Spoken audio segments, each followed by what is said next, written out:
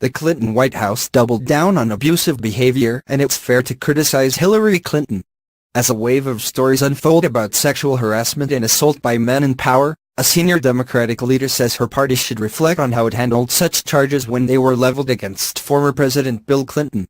Not only did people look the other way, but they went after the women who came forward and accused him, says Kathleen Sebelius, the former Secretary of Health and Human Services and Kansas governor. And so it doubled down on not only bad behavior but abusive behavior. And then people attacked the victims.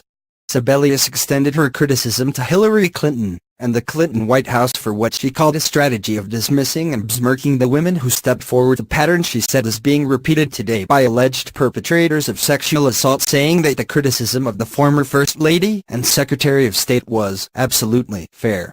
Sebelius noted that the Clinton administration's response was being imitated, adding that you can watch that same pattern repeat. It needs to end. It needs to be over. The comments came during a conversation with David Axelrod on the latest episode of The X-Files, a podcast produced by the University of Chicago Institute of Politics and CNN. While Sebelius was critical of both Clintons, she questioned whether the impeachment pursued by Republicans in Congress was the appropriate vehicle for addressing his transgressions.